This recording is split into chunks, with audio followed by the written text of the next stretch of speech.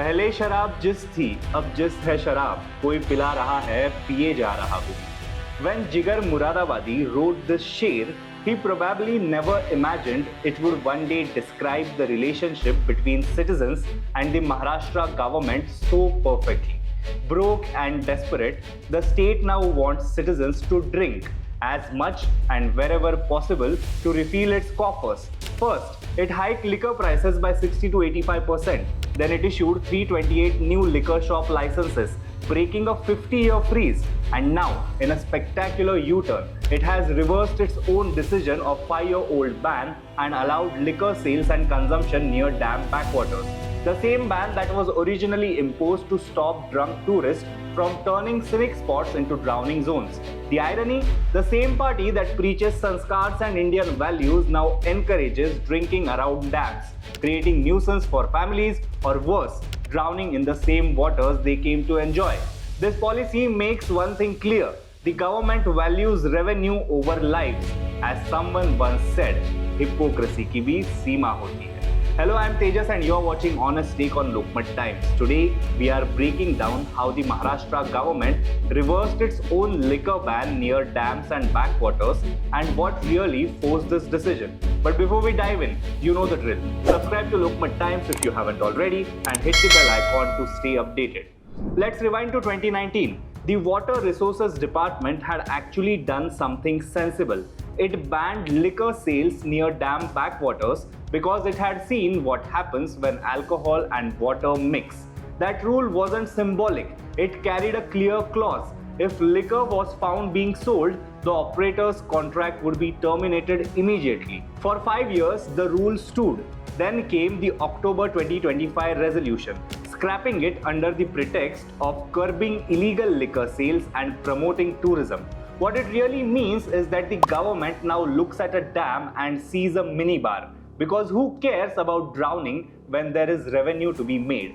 To make it sweeter for private operators, lease periods have been extended to 49 years, half a century of selling booze by the water. Now, let's get to the real reason. Because no one wakes up and says, you know what Maharashtra needs? Rum by the reservoir. This isn't tourism. This is desperation disguised as development. Maharashtra's finances are in disarray. Debt is projected to hit rupees 9.32 lakh crore in 25-26, the highest in its history. 18.87 of the GSDP, almost triple a decade ago. The revenue deficit, rupees 45,891 crore, more than double last year. When you are drowning in debt, you start grabbing whatever floats, even if it's a bottle. And the biggest weight dragging the state down? One politically shiny but financially draining scheme, the Mukhyamantri Maji Ladki Bahin Yojana, rupees 1,500 per month to eligible women, noble in intent but costing rupees 40 to 45,000 crore a year. Even Minister Chhagan Bhujbal admitted it has disturbed the finances and budget of all departments. The allocation to the scheme has now been cut by rupees 10,000 crore, with the government scrambling to discard ineligible beneficiaries from the list. Why? Because the government simply doesn't have the money. So where do you make up the difference? Simple. Sell more liquor. Over the past year, Maharashtra's recovery plan has revolved around one word: alcohol. Excise duty on Indian-made foreign liquor hiked by over 50%, making bottles costlier by 60 to 85%. 328 new liquor shop licenses after a 50-year freeze. License fees raised, FL2 retail up by 15%, FL3 hotel by 10%, all aimed at raising excise revenue from rupees 43,620 crore to rupees 57,000 crore. So let's not pretend this damn liquor decision is about tourism. It's about balancing the books with booze. The government has basically made alcohol its unofficial finance minister. And what's the logic? When voters ask about unemployment, inflation or corruption, just raise a toast to development, preferably near a dam. Here is where it stops being funny, because Maharashtra can't afford to play games around water safety. The list of recent drowning deaths is horrifying. At Rihe Dam in Mulshi, a young engineer, Harshit Potluri, drowned while on a picnic. At Bhatgar, a father and daughter went under together. At Pali Bhutavli, 2 Mumbai youths drowned in a restricted area. At Kasarsai, Dhurnali, Mulshi backwaters, the list goes on. In Bushi Dam alone, 29 people have drowned since 2017. That's not a statistic, that's a yearly obituary. Police have put up warning signs and stationed guards, but people still ignore them. Now add alcohol to that mix. If people don't listen sober, imagine them after 2 pegs of Old Monk. We already know what happens when intoxication meets danger.